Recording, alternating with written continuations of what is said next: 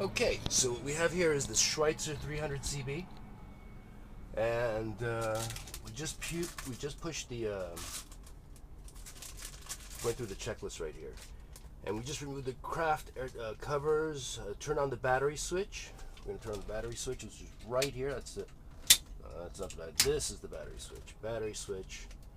Turn on the battery switch and navigation lights. We're in front of position and beacon light. Excuse me.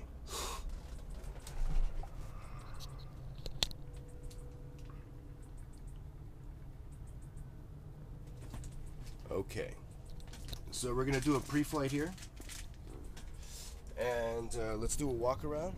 All right, we see that everything is functioning correctly.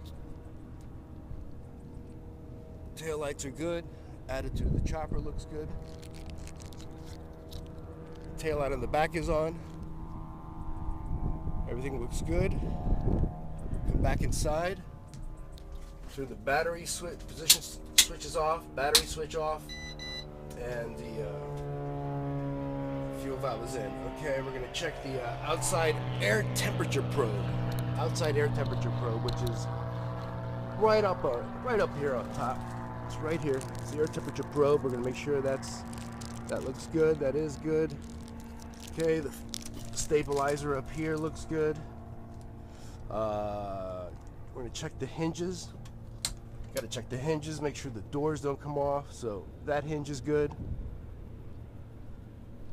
Come over here and open the door and check this hinge. Make sure that these little things are in right. That looks good. Okay, and then we just check the outside of the chopper. Check the outside of the chopper for any sort of unusual anything that you might see, and everything looks good. Okay, now we're going to check the induction system and flaring. This is the flaring, this is the induction system, and what we want to do is make sure that all this is unobstructed, everything looks good. We're going to check the antenna, the pitot tube, which is how the instruments are able to function, and check the shims, those little metal pieces, make sure they don't come off. Those are all in. Okay. So just the outside, and now we're going to check the engine and its components over here. So the first thing we want to do is we want to check the oil. So we'll go in here, and there's usually a rag right here. Well, that's too nice. Yeah, there's a good one. So now we want to check the oil and make sure that the oil is 6 quarts, which it is. It's fully topped off.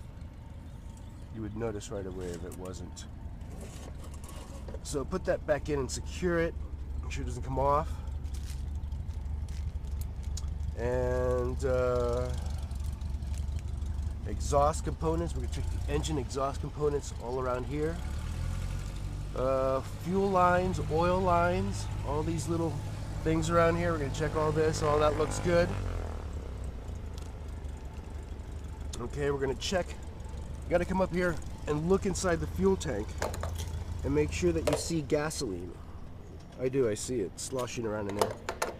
Because sometimes the fuel gauge will not register correctly. And you got to make sure that this cap is on really solid, which it is.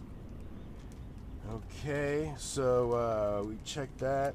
Then we're going to check the fuel strainer for debris and water in the gas tank. So where is that thing? Oh, there it is. All right, so you grab this this unusual looking device with a screwdriver at the bottom. You come down here. You can see right there, and extract some fuel. It's light blue, as you can see. And there's no water in it, so it's good. And you got to put it back inside here. All right, so that's good. Cap is on solid once again. Device goes back where it was. All right, so we checked that. Now we're going to check the alternator drive belt and tension, which is right here. This is the alternator. This is the belt right there. We're checking it for tension. It looks good.